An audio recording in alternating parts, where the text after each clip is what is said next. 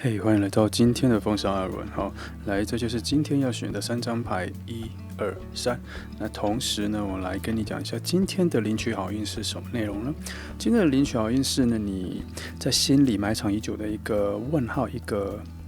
疑问，你想要一个解答，它最近就会浮现出来了。那个真相，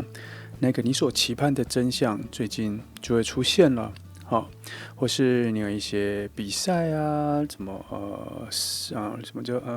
找工作啊，或什么的，让你心里的那一个最大的疑惑近期就会给你答案了所以不要急，这个答案已经慢慢的往你这边来了，而且都是一些带着满怀的祝福的答案，请你欢喜的迎接它吧。OK，那3张牌1、2、3，你选好了吗？如果你需要再看更清楚的话，你可以按暂停。已经选好的话，那我们就开始吧。好，现在是选到1号的朋友后，今天的题目是：你将会在梦中遇见他，你将会在梦中先遇见他，你会在你梦中预知你下一段恋情。OK，那我们就直接来看我们来慢慢翻出来，那整个迹象、趋势，还有可能它的品质或各方面的来，我们先来翻3张。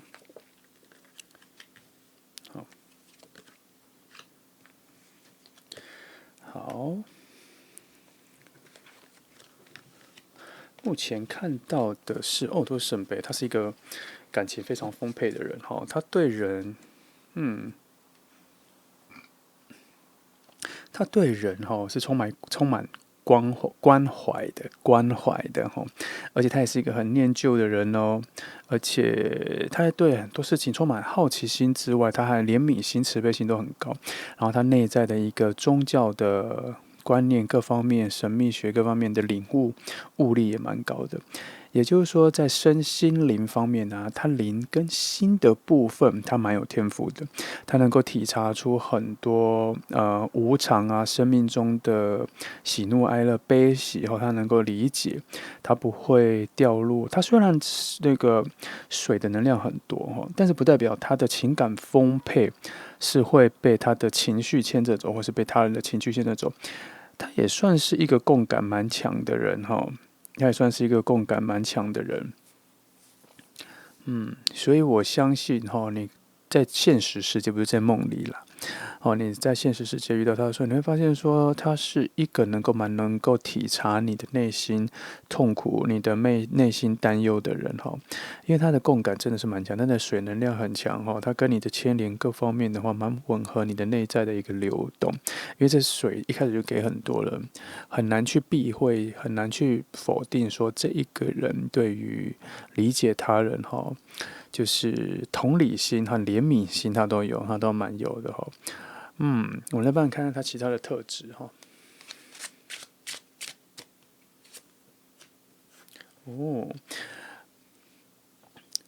他是个蛮受欢迎的他是一个蛮受欢迎的，而且这里还看到更多的是有许多人都。他是一个很受大家喜欢的人，表示他做对了非常多好的事情，才会迎来这么多人喜欢他。而且他也不是一个，这个我后来再慢一点放这里讲而且我发现他也不是，他真的不是我刚刚前面说的。他虽然情感丰沛，但他不会被情绪带着走。他对事情有很棒的见解，他也很，他虽然很能体察说的每个人的一些该怎么说，这样说好了，就是说。他听了每一个人不一样的故事的时候，他不会先去批判谁对谁错，他会先去理解其中的痛苦，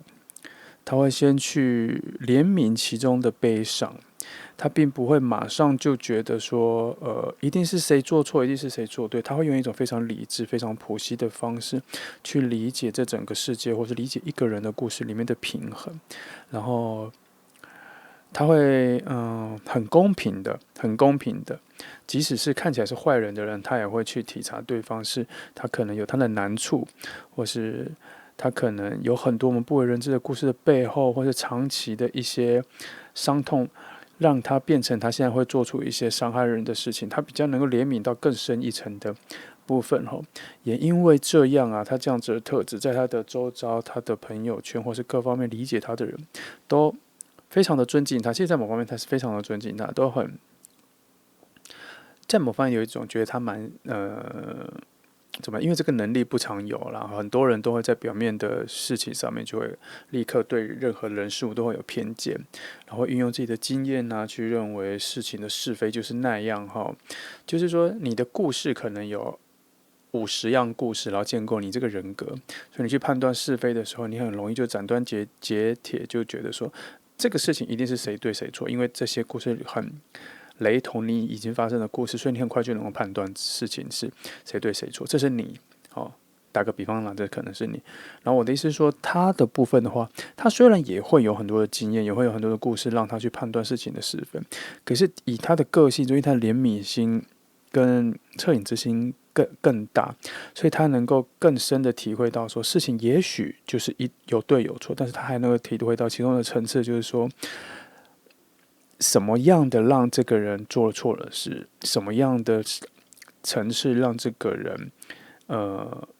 在理智上站了比较对的这一面，而并不会完全觉得说这个人就是全对，这个人就是全错的。他会体察出更多的层次，而且他会去分享给别人，因为他把每一个人都当成很重要的人来看哈。所以人只要没有做出一个极恶的事情的时候，他都会给大家一个公平的就是因为他的共感很强，所以他会给大家一些公平的角度，然后不会特别偏向谁，或是特别什么。虽然他也会选择他最后的结论，但是在整个过程中，他会很公平的去理解每一个层次，去感受每一个层次，才去做一个他的选择，而不是去做一个评断。也因为他这个内在是这样子的丰沛，所以他更能够感受到所有的情绪啊、事件的一个层次。希望你理解我讲的这个。所以这个人对你来讲，其实如果他在你跟他的爱情里的话，你跟他恋爱的话，你会发现，他虽然不会常说，但是你会发现他每次说出来他的举动，就是你很能被了解，而且他甚至更了解你所不了解的部分。你甚至会跟他相处的时候，你会被他开窍了，也说不定。好，来我们讲这个这个可能就是这张在这里出现的时候，从这里之后再出现的时候，我相信他现在的他是因为有很多重要的事情学习而来的，建构了他，成就了他现在这么。因为我觉得他可能在某些被误解、伤痛中的时候，曾经在内心呐喊着：为什么都没有人理解我？现在如果有人帮我说说话，如果有人理解我之后还有勇气再帮我说说话的话，那多好！我相信这张牌带给我的是说，他在某次的孤独的经验中、不被理解的经验中、无求援的经验中，他帮了自己，为自己说话，所以他更理解说，很多时候任何人都需要有别人去理解他，或是帮他说一句话，所以他决定以后他要做这样子的人，或是他内在就自然而然的变成他是这样子的人哈。所以这个排在这里的重点，我能感受到的是这个。来，我再继续往下翻更多他这个人的一些讯号哈，就应该还有很多更有趣的。好，我从这里，好，的确我已经看到了哈。来，等一下，这选过。他虽然感情内在丰沛的能量，但他希望他所表现出来的每一件事情都是非常踏实的。他希望得到别人的信任哈，他并不是希望得到别人的信任哦，要调整一下，而是他希望，他也没有希望，应该说，他觉得他所有的作为都应该要值得被信任，所以他希望他每一件事都是极端坦诚的。虽然他的内在水能量很强，非常情感丰沛，他常常可能会特别去怜悯某些比较弱的人，在整个局面上比较弱势的人，可是他还是会把自己拉回一个比较公平的角度去看整个事情。他不，因为他确实是一个同情心很强烈、很强大的人，然后，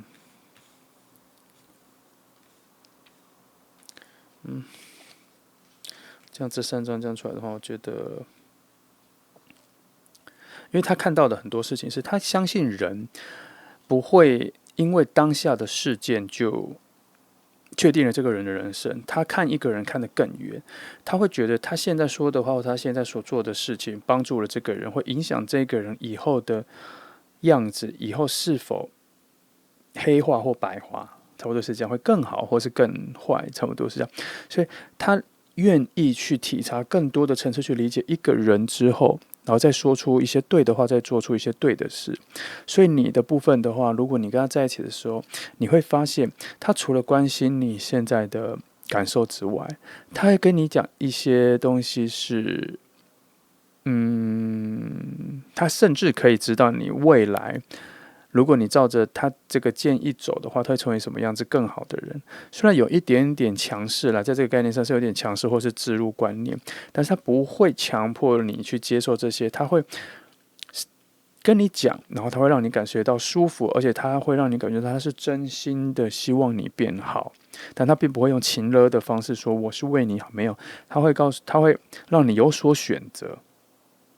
所以这里看起来，他做这个人哈，你在梦里遇见的这个人哈，我希望你真的在现实生活中会遇到这一个人。你在梦里遇到的他哈，你就会发现是一个非常慈爱的人，非常慈悲的人哈，而且他有受欢迎的外在，然后他又有非常理智的样貌啊。我看到他戴眼镜，戴眼镜有点高大，戴眼镜，眼神有点笃定哈，眼神有点笃定。差不多这样看，有一些就我点讲到这里就好了，不要讲太多。看到的画面还蛮多的哈，这里给的讯号，我记得他讲这样就好了，其他让你们去想象哈。然后他是非常有，你会发现他是非常知性的，但你不太确定他是智商高还是更有智慧哈。他是很有自信的人，他也是很有自信的人哦。他真的在你生命中出现了，他更像是你的人生的一个导师，你会跟随他，你对他会有非常多复杂的爱情，有宠敬的爱哈，有敬爱，也有恋爱的爱哈，也有友情的爱。他这里可能会有一点点缺点，一点点就发现他一些小缺点，是他可能没有那么有趣，他可能也没有那么幽默，但是他的那种稳重跟一些自信，反而有渗出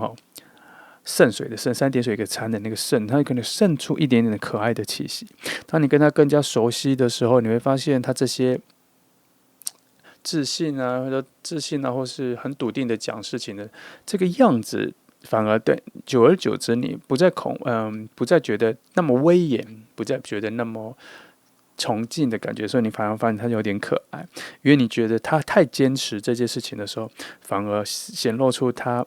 有点小孩子的那一种执着哦，他可能会显露出这样子的可爱。然后我再帮你翻其他牌，翻一个5张来帮你再多看一下他哈。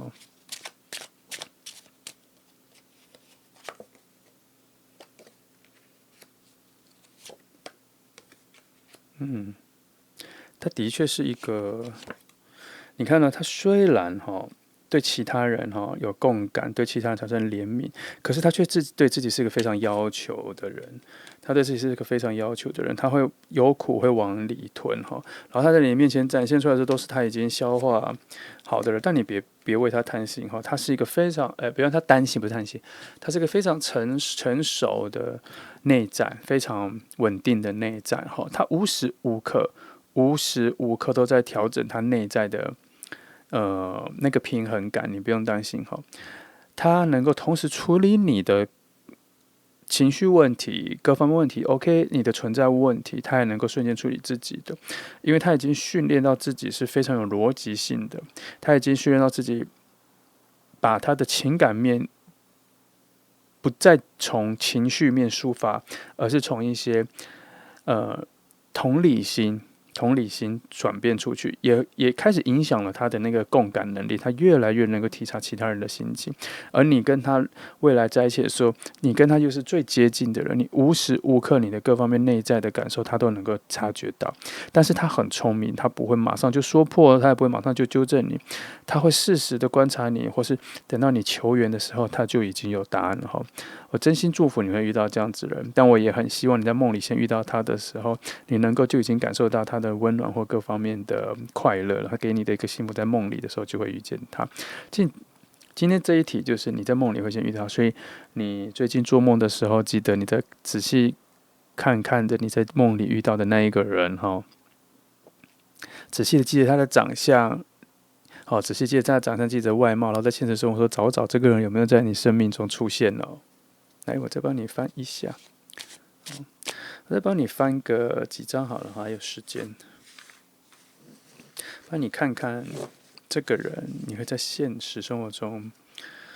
你遇到他的时候的能力会在大概什么样的情况啦？把你们推测看看，在现实中大概会是什么样子的情况遇到。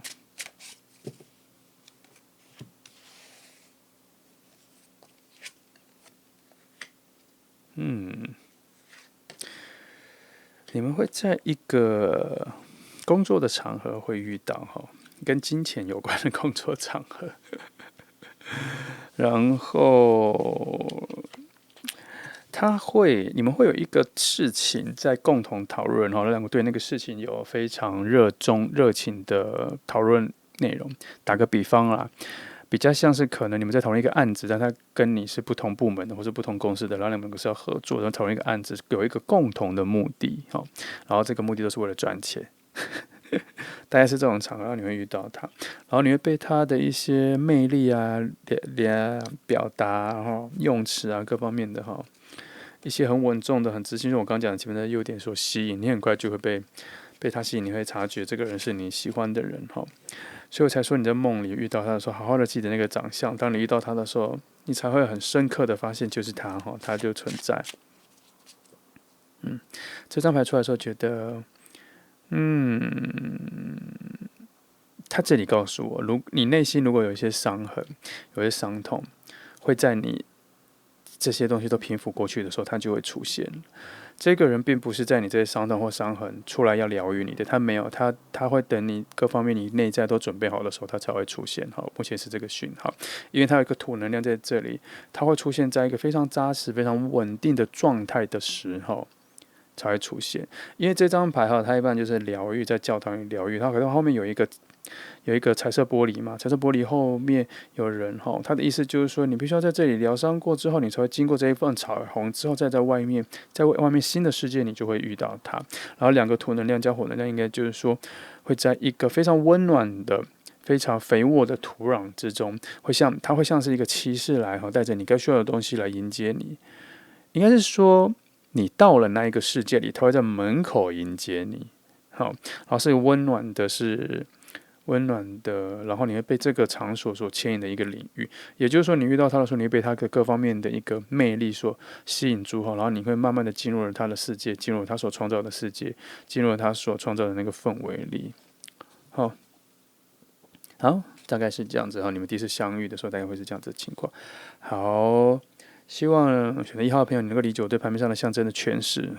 记得在梦里如果你近期或什么，你梦到一个你很有感觉的人，记得努力在梦里把那个样子跟形象记得，然后在现实生活里看看你遇到的人是不是有所符合，那可能就是他好，如果喜欢的话，记得按赞，然后按赞对影片很重要。谢谢你来听。来，接下来是选到2号牌的朋友今日的题目是：你将会在梦中先遇见他。在梦中遇见他是什么样子呢？他是什么样子内在的人呢？我们来帮你做一个预测看看。来，好，我们直接来翻好，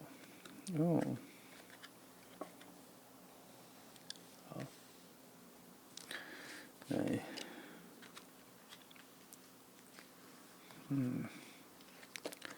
他会在。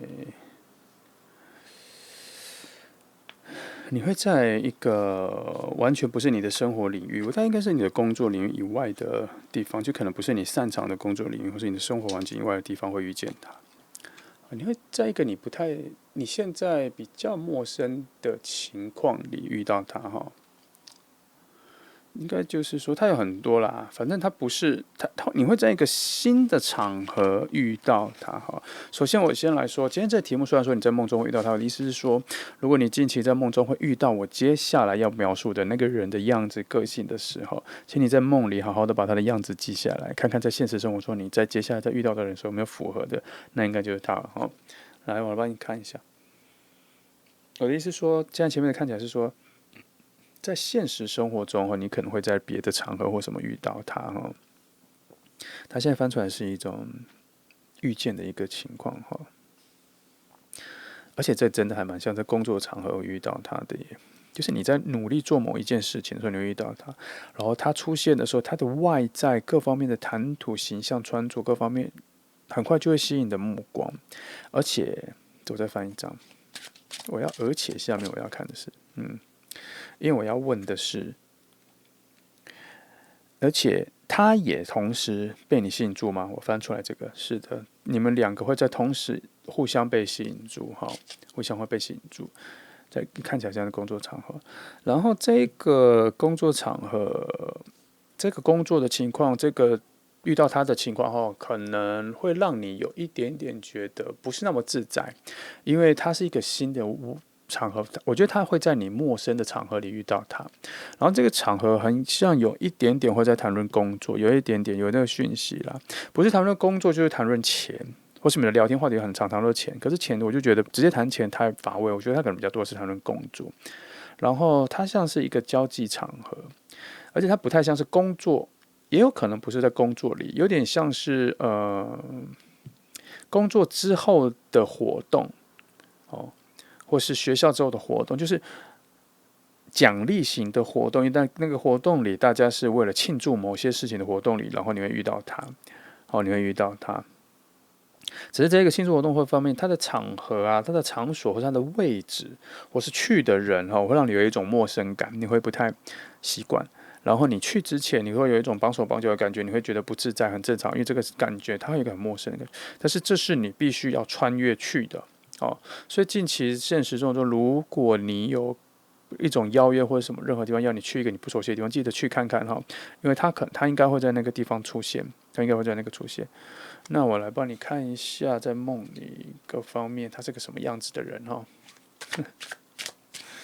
虽然这题目说在梦里，但是其实在预测你下次遇到的恋人什么啦。只是，你会在梦里先遇到他来帮你看看，看是大概是什么。好，我现在在预测一个梦的状态你这个梦可能会让你觉得好像在闯关。好像你要解决很多事情，好像在玩游戏要解很多任务然后你在梦里可能会觉得很紧张、很累、很有成就感。为什么做个梦还那么不轻松然后它会很像是在梦里的一个好运，或是来救你的人，或是在梦里的一个同伴，会在那个情况下出现。然后记得你在梦里如果梦到类似的梦或者冒险的梦，里面那个出现的一个陌生的人，他可能就是你在现实里，我跟你讲，前面会在一个工作啊，或是庆祝什么的活动，你会遇到的他看一下他的，我脑袋还没有出现他的样貌，再仔细看一下。你的那个梦里会有不止他一个人出现，会有一些同伴但是你很明确就会知道说，只有他能够拯救你或什么的。然后大家看到一些他的气质，然后他大概他是一个喜欢帮别人解决困难的人难怪你在梦里会遇到一个解任务，然后解不开了会有一个人来帮你他是一个在他个性上，他是一个蛮喜欢解决别人的人，然后他其实也蛮乐于去帮助别人的。他的个性有点像是諮商师身心的治疗，他的个性比较像是一个治疗别人心灵的，工作上可能也是吧。反正他就是一个专门身心灵的话，他是专攻于心跟灵的工作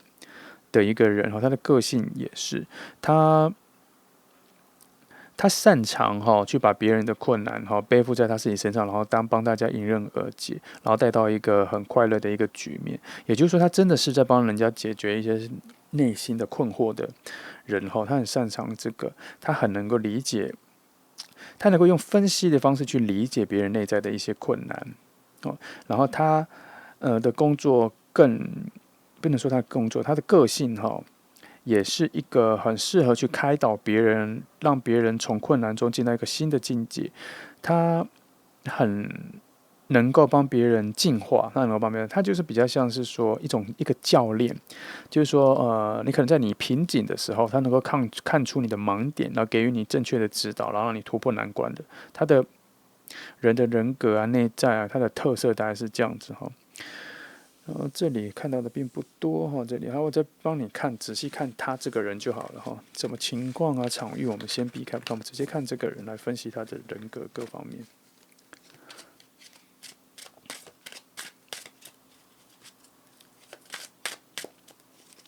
好，直接来看他这个人。我们接着分我要看的是他这个人哈，什么场域遇到他，什么情梦与梦境的先不要哈，我要看的是他的人哈。给我多一点他的人哈。好，他很能，他很能洞察一个人的执着，很能洞察一个人的缺陷，很能洞察一个人少了什么方向感，他很能让人很能够找回他的动力，他的个性，他是一种激励型的性格，他真的是很乐于帮助别人，然后我再看他内在，你看这边是这些3张牌差不多，来看一下内在的部分。一样他这里还是看出来，他是一个真的是非常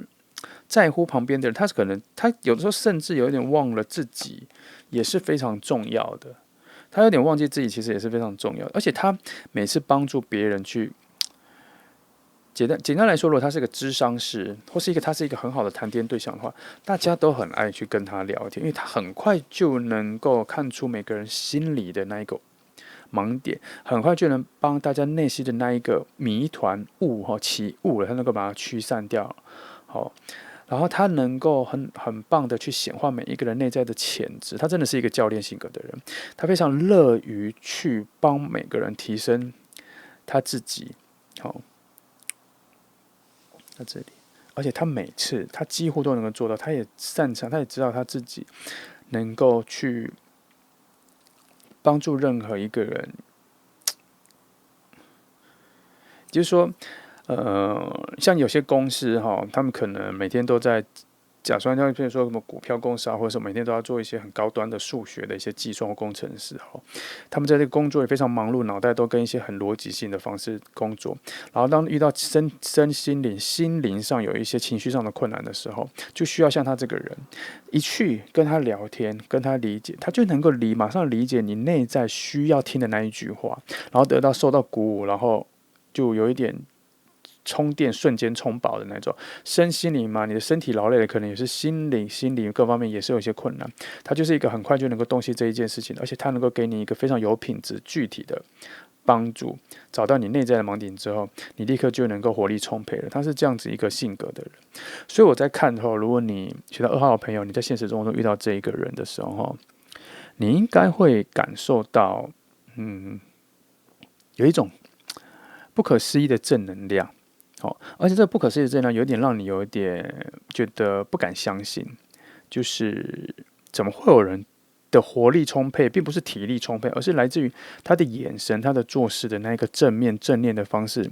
太过充满了，然后让你觉得怎么会没有阴影？但其实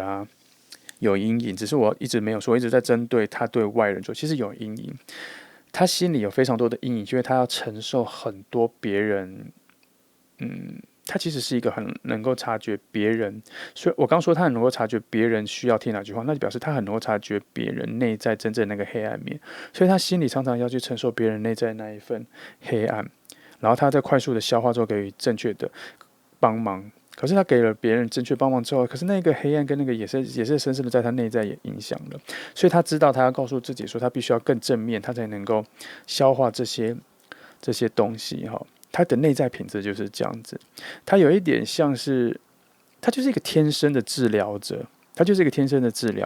所以你在他身边的时候，你会在他觉得非常正能量或什么，好像你跟他讲什么悲伤的事、不快乐的事情，他好像都能够用最简单的微笑就化解，他的微笑跟他的谈话里面混合在一起，然后就化解掉，让你觉得这个人生没有什么难的事情什么的，而且你也看得到他多用心的去。怎么讲？不是说去消化，应该说他怎么去调和这样子的正负两面，然后来去帮助别人。然后你会发现说，有很多人都非常需要他，你也会看到他看到他真的帮助了很多他身边的朋友或什么的，你会发现他朋友很多人都会非常的依赖他或什么，而且他其中他除了给你正确的你需要被治疗的东西之外，他会给你。他会看到你更遥远的东西，他给你更多的远见，他会给你很多的方向，给你更多的就新的方向，他会给你更多的指引。他在很多人的生活生命里，很像一个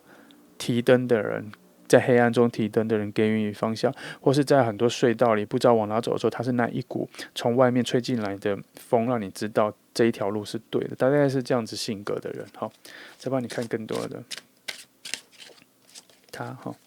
翻出来都是属于他。你看这张牺牲的牌又出现了，哎，也是一个。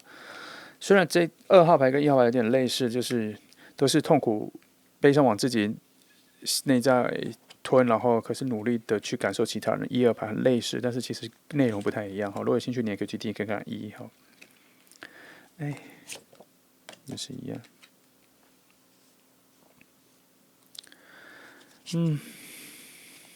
5号，5的话到这里30，我看一下这一个5，我记得它这里好像有一个我需要的讯号哈。钱币5的话，对啊，钱币5。因为我一直在想说，这个钱币我在这里讲一个距离感，或是跟什么一些悲伤的东西，说为什么在这里出现哈？因为它在这里还蛮难对齐的，因为它这里感觉是跟大家有一个欢庆的感觉，一个收获的，就是婚礼啊庆典，然后这里又是5的话，就表示说他所以我觉得他有发现自己是有一种 outsider 的感觉，就是局外人的感觉。就是因为他看别人的事情，或是他觉得他跟这个世界，他不属于这个世界，他跟这个世界的共鸣很少。可是他跟这世界的共鸣很少就算了，可是他对人的理解、跟体察、跟观察能力又很强。也是因为他站得够外面，所以他能够用最客观的方式看到每一个人内在的问题，然后所以他才能够给予别人那么多的一个很正确的一个方向的概念，因为表示他真的是一个站得很外圈，在一个非常绝对客观的方式去看别人哈，所以他心里就觉得，也许他不属于这个世界，但是他还是可以利用他的观察、他的能力去给予别人更多欢乐、更多对的方向，对他来讲也是一种满足哈。这是他在这个世界上，或在这个他认为的世界上里面，他给自己的一个定义了。好，可他内心其实有很多的挣扎，或是不快乐是来自于，我觉得他跟这个世界可能的那一个，就是外来者、局外人的感觉很重，然后他甚至在自己内心有一种感觉，就是说，我要么就是舍弃，不在乎自己的这一点，然后尽力的去看看他身边或什么朋友或什么都能够谁能够帮助他，他很勇于去提出一些见解出来。有一种牺牲的概念哈，不然就是跟这个负面的思考，就是觉得自己一直不属于这个世界，不太这世界好像不认同他的这个概念去战斗，就是说这世界虽然不是我不是很理解，或者这世界也不是很理解我，但是我可以努力的去理解这世界，我可以去努力的理解这世界的人。他真的是一个很慈悲的人，以这副牌来说，选到2号的人，这个你梦里要遇见的这一个人，他真的是一个很慈悲的人。如果你梦里啊。最近要遇到什么？最近如果遇到一个让你觉得很深刻的梦你突然对梦里某些人有一些爱恋什么的，请你努力记得他的长相你在现实生活中可能会遇到他，然后他的内在性格啊各方面就是会像我讲的这个他可能会让你觉得他的宗教味很重，因为他这里我看出来，因为他的牺牲感很重，他对洞悉人性也很明确，可是他又会有一种无常的态度穿梭在每一种事件里，你会觉得他很有智慧，可是你会觉得他虽然讲的话很一针见血或很正中红心，但你会发现说他其实是用一个非常慈悲的角度去看这世界，也专心去看人。那你说他有不有趣呢？你会发现他的快乐在于帮助别人的时候出现。如果你要跟他在一起的时候，你可能要常常发现他旁边有蛮多朋友或蛮多人都很需要他，你可能必须要喜欢他这种有很多人要拥戴他，可是别担心他会把你放在很重要的位置，因为他会慎选跟他在一起的人他会在茫茫人海之中选到你，表示他一定觉得你很特别因为他都已经觉得自己不属于这是什么了。然后可能还有一个重点是，你是他认识的人里面唯一能了解他这一个觉得不属于这个世界、被这世界驱离的那个孤独感的人、那个寂寞感的人。然后你的那一个想要保护他的，或者想要护卫他的、想要珍惜他这样子感觉的人的那一种感觉然后打动他了，他有察觉到，他才你在你身上，他会觉得他跟这个世界上开始有一些归属感。我看到应该就是，因为他这里有一个很寂寞的感觉，可是他又有一种，他能够在远方或在一个很细微的地方，确定自己还是属于这世界。我觉得那这个契机点应该就是你的出现的，你的存在了哈。因为像他这样子的人，他不如就去直接做神父，去出家，或者直接从宗教里面帮助别人就好了嘛。他更超脱。可是因为我们今天看的是你会遇到他的话，一种恋爱的感觉，我觉得最重要的是，你会让他觉得有一种非常重要的归属感。我想应该就是你跟他相遇的契机点哈。好，前面形容这么多，希望你在现实生活中能遇到这样子的人哈。但是最近你在梦里会先遇到他，然后你仔细感受一下你在梦里最近在梦里遇到一个很有感觉的人，记得把样子、长相记起来，努力记起来。你在生活中看看你遇到的人会不会有这样子的人，好，然后再去体会一下你周遭有没有一个我刚刚形容的这样子人格特质的人，应该也是他了啦。好，然后这就是选择到2号牌的朋友希望你真的能够遇到你在梦里我帮你预测的遇到这样子的人祝福你如果喜欢的话，记得按赞对影片很重要谢谢。好，接下来是选到3号牌的朋友今天的题目是你将在梦里遇见他，你将在梦里先遇见他。好，其实这一题就是你会在梦里遇到一个形象是一个人，你感觉蛮好的，然后我今天会翻出来帮你看他是什么样子的人，然后你们可能会在哪里遇到他。我是希望你在现实生活中遇到他，如果在你在梦里遇到一个非常有感觉的人，或是等一下有预测他的样子或什么，我看到什么样子我会帮你形容，希望你会在现实中找到那一个人好，在梦里如果遇到的话，记得努力记得他的样子就对了。来，他是什么样子的人呢？先或是怎么遇到他？我看我这里排给我的是要先讲什么，我不知道这个是在梦里是梦里的场景吗？还是你在现实生活中的场景？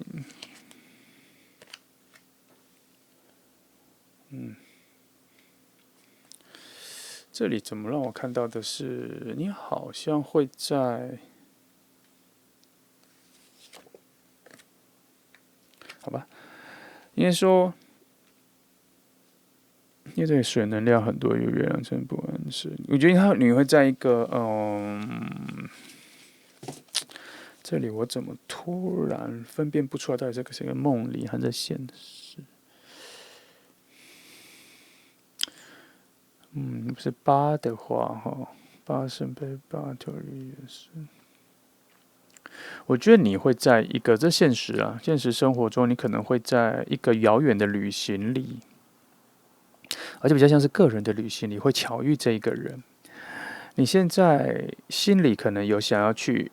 比较远的地方旅行，但你心里却没有一个目的地，没有一个地方，还未知。但是你心里已经有这个意念了。然后这里告诉我说，那一个人会在你有这个念头之后的那一个旅程中会遇到这一个人。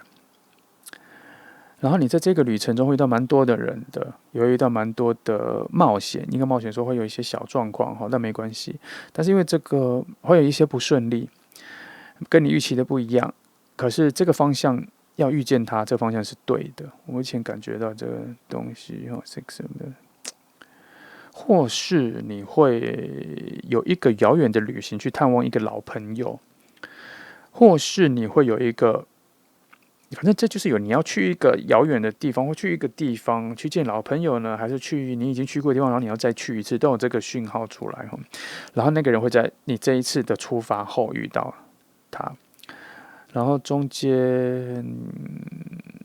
你一个人啦，我这没有看到你要带别人，就是你一个人哈，图书是不是？然后你这一件事情呢，并不是一个快乐的旅行，而是为了逃避某些事情而去的，或是你之前遇到了一个很难受的事情，然后这是你一个近期唯一能找到的一个放松跟逃避你的现实的一件事情，一个旅程或什么的一个探访或什么，是去遥远的地方找到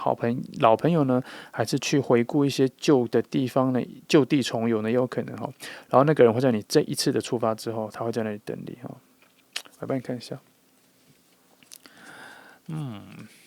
那你会在梦中遇到那一个人呢哈。总之，来我们要来看，帮我翻看看这个人的，你遇到那个他的那个内在本质跟各方面是什么哦。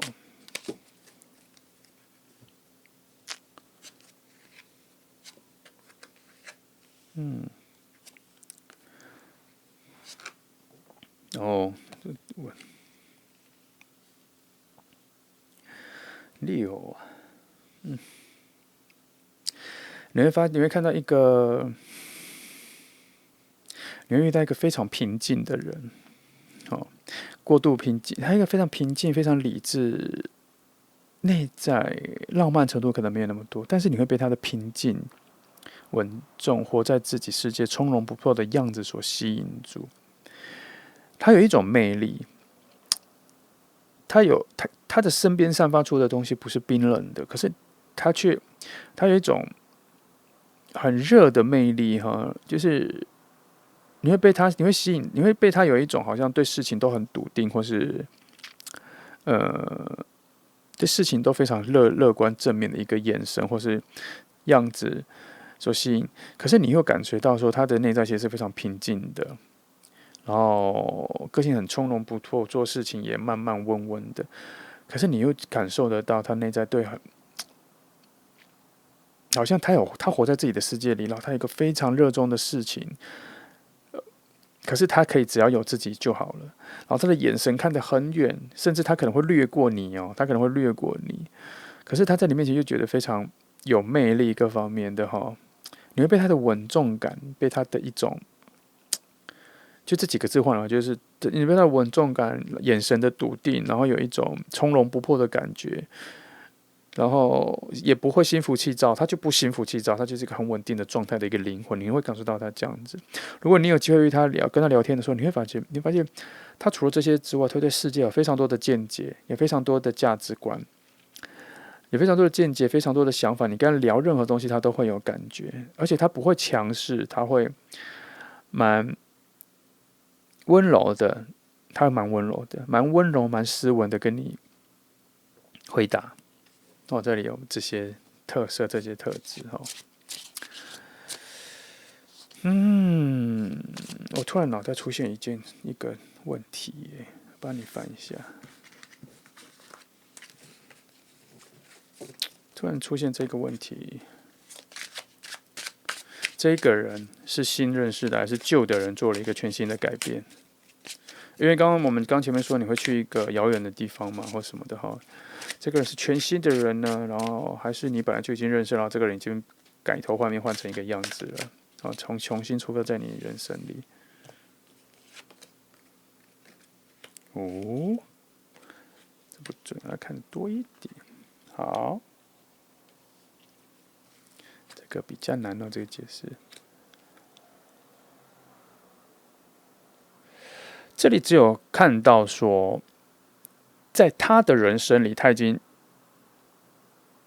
整个翻新了，翻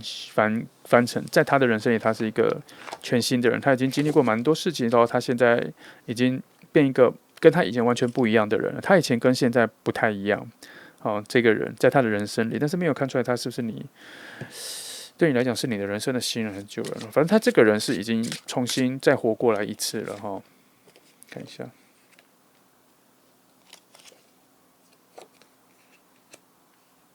一样他这个人现在内心是非常强壮的。也许你刚刚认识之后，你发现说他跟你讲以前的事情，可是没有，他就已经他就这边有他重新活过来了。他现在非常内在非常强大，所以他才会像我刚前面说，他觉得他自己一个人就可以了。他现在甚至觉得他自己一个人活着就很够了哈，所以我才说他可能眼神或目光会掠过你，因为他真的比较自我会比较强一点，他自己能量很强哈，这方面已经出太多牌了。这几个你看，我刚说他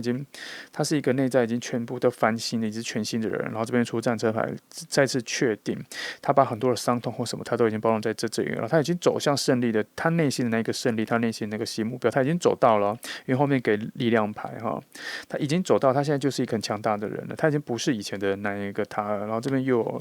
权杖国王，这整个火能量，这整个丰沛的强大的一个对外能量都有出来，然后他把它包装在他内心里，所以我刚刚前面那一组牌才会跟你说，你看到一个感觉很从容不迫、很平静的，但是因为女祭司在那里，她出现在一个那个位置，是告诉我，她现在已经达到一个完全的精神平静了，精神平衡了，好，一个很稳定的状态。然后后来放到这里的时候，她的过往这些，她翻新了，然后她现在的状态是这样强大的人，她把她内心的强大或什么，她已经不再炫耀了，不再外放了，她把那些她所知道的能力或各方面都已经藏在她自己内在里，哈。我可想到一个题目，你们会在第一次见面的时候就对彼此有感觉，还是会慢慢的才会有感觉，还是要花很多时间呢？这个我只要用一张牌来看，要慢慢的。你们第一次见面的时候，只会有一种初步的认识，你们只会有初步的认识，然后慢慢的进行，才会对彼此有感觉。然后他的目光才会慢慢的转移到你身上，对，他的目光会慢慢的才会转移到你身上，然后你们认识之后会慢慢的走到比较好的位置，可是会很慢很慢，比较慢，因为他好像他把那内在各方面有一点封闭起来了，他比较封闭起来了，情感面啦，可能就像刚刚那个宝剑三的时候。宝剑三啊，然后战车牌里面所隐藏的痛苦，那个翻新之前的他他可能花了蛮多时间去自我治疗的、自我成长的，然后再走到他现在这一步。所以我才刚一直讲了很多，是因为他翻了2次都告诉我，他他现在有自己就好了。可是他又遇见你之后，所以你们要进展的速度还蛮快。光前段我就觉得应该进展的慢慢的，从认识到交往，然后再到确定关系，我觉得这段时间要蛮长的哈。但是这个好的开始，而且这里。我突然浮现一个讯号，就是也有可能是因为有远距离的关系，有一个距离的关系，你们要花很多时间去让彼此最后能在一起。这中间有一个路程蛮长的，来把我刚刚的想法证明一下，好不好？都久了哦，的确是这个能量在你们遇到之后才刚开始，它没有一触即发的感觉。它这2个就是它都会有一个先落下来，这个起步，然后再有一个终点，比较到往终点，表示它这个中间这一段，它中间这一段还都很长所以还有很多事情要发生，所以它有一种距离感，有一种故事还在发生的一个讯号在这里。虽然结局都是不错你们2个是一个最后会变成一个让人羡慕的情侣，或是会有一个很幸福的关系，可是起点都很遥远，它都要慢慢的走好，虽然今天题目是说在梦里遇到他啦，是啦，你最近会在梦里梦到了某一个你会喜欢的人或什么的努力在梦里把那样子记起来，因为你在现实生活中就要遇到他了。你刚看到就是这个在现实中遇到的就是这样子的他，然后你们2个人会遇到的一个感情状态应该就是这样。可是你最近确实，你将会遇到一个确实你蛮有感觉的人，就像我刚刚讲的，就是个很稳定的人。只是如果你心里已经非常喜欢他的话，你们2个关系真的要花蛮长的，还要再花一段时间还要再花一段，他这个没有马上就会发生的。好，不过他这个人的本质还不错，可是他内在的那个情感的围篱呀、城墙他还没有打开，要去接受一个新的东西、新的感情。如果你最近遇到一个这样子的话，遇到一个喜欢的人，我觉得你可以慢慢的去花时间跟这个人相处，甚至先不要交往。你最近可能遇到一个感觉蛮对的人的或是梦里遇到这个，或是我刚刚讲的那个形容是这样子的人一个从容不迫、很平静的人，你最近遇到了，然后你自己，我觉得你会先喜欢他，他要喜欢你的感觉会慢慢的发芽起来，但不会像你发芽的这么快就是了。来，我再帮你预测一下他，我看一下这里还有什么，因为这边好像预测到了。这就是你从这里比较远的地方去看他，然后遇到他之后跟关系，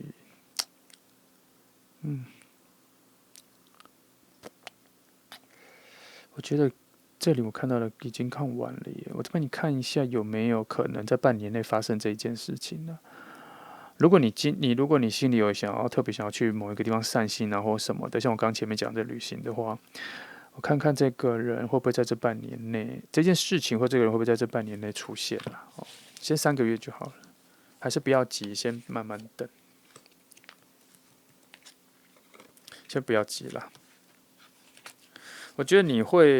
现在心里也没有准备好要特别去遥远的地方散心，或是特别想要去什么一个人的旅行，或是一个人去探索什么。最近好像还没有，你现在内在还有很多困难的事情或什么。只是我必须告诉你有一个向往，就是说，当你这些东西内在这些东西已经有点放下了，你觉得要去给自己一个快乐的旅行，或者一个去遥远的地方去见好朋友，或者去见老朋友这个旅行，当你有这个念头要开始的时候，那表示你跟这个人的这个恋情、这个爱的能量就连起来了哈。现在只能帮你看到说。你最近你会先在梦里遇到这一个人，你会先在梦里遇到这个人，可在现实生活中可能还有点遥远，你自己可能内在的东西都整理完之后，你往下一个地方出发的时候，你有一个特别的想法，你就是要去远的地方或什么去，不知道干嘛，就是你想要离开你现在这个生活一阵子或者几天、一个礼拜的这种想法出现之后，那就表示你跟他连在一起了，你必须要去那个地方。会遇到他，或是你去了，把这个旅程结束之后，他就开始出现在你的生命里了哈。然后他是什么样子的人？刚刚已经前面有形容到，大概就是这样子的人。然后你在梦里，如果你最近在梦里遇到一个好像你特别有感觉的人或什么的，记得在梦里把那样子记起来，这样子在现实生活中你可能会比较好找到他。然后今天的预测就是说，未来应该会有这样子的一个能量会出现在你的生命里，然后大概是这样子的人，然后你心里抱着一个希望，说你可能就要遇到这样子的人，好了，然后只是现在告诉你说，你把自己这个地方调整好哈，因为你心里可能还没有那一个想法，说我要逃离现在的现实，还没有，那你没有啊，你就先体会一下现在的这里，你先把它解决，先面对，先感受一下这些困局，没关系，因为那个旅程或是那个想要逃离的心，未来会出现嘛，反正这都只是一个过程，因为你心里那一个想要探索真相、想要逃避的这一个讯号还没有出来，表示你还在这一个难受里，或者在这一个现实里，但不代表说你在这个现实里就是绝对痛苦的，没有啦，它就是一个经验。你这一个感受，你可能人生缺了；你这一个痛苦或这个悲伤、这个难受、捆绑的感觉，你的人生还缺哈，你还缺这个体会。然后你你这一阵子要把它体会完了之后，你才有那个全新的念头，是说原来我是想要一个人旅行的，原来我有一个很遥远的朋友忘记去看他，我很想需要去见他。原来我需要给自己一个陌生的挑战，去一个我完全没去过的地方，但是这样，可是他不是带着一个大放假的感觉去，他比较多是带着一个我要逃避某些事情的感觉去，这都是一个全新的感受了哈。只是说后面有一个好的讯号，在这里看到他可能在这样子的事情后面有一个好的人，或是好的讯号，或是你可能，但是他也有可能是你的人生接下来你会需要遇到这样子的人，但你们会不会变成情侣或是什么的时候，我觉得刚刚前面翻的牌是先遇到这个人比较重要，后面的发展还要花一段时间感受，但是。因为你要这样子去一个远地方，它也有可能跟你的关系中间会卡在一个距离感，就是远距离或什么，它有一个距离感，你可能要先有心理准备。好，然后后面的故事发展就是后面再看你们，但只是现在情况预测大概应该趋势是这样啦。你有一个很遥远的、你很需要的能量将要出现了哈，只是我希望你在梦里遇到的时候，你会记得他的样子。或是这么好运，你就在梦里遇到他，然后你就完整的记得他，然后你在梦里就已经很有好感了。好，有的时候可能会有这样子冥冥中，然后就已经先在无意识里面就先牵动起来了。好，选到3号的朋友，先祝福你哈，我觉得你有一个好事在后面，可是你最近的一些困境，好好的体会，不要太难受，不要太觉得好像我乌鸦嘴告诉你现在过了，没有没有没有，它能量现在平衡到你现在要体会一些你人生必要体会的事情。如果你有些绑手绑脚、有一些困局，正常啦，但不是什么坏事，都不是什么坏事，是一个正常的体会。好，然后好好的想着后面那个好事就要给你了，好，祝福你啦，选3号的朋友。我是抱着一个比较乐观的感受哈，而且还有点羡慕，因为我看看前面的牌，觉得这个人他有一个潜在的很强的能量要带来给你。好，来选到3号的朋友，希望你能够理解我对牌面的象征的诠释。然后，如果你喜欢，记得按赞，对影片很重要，谢谢你来听。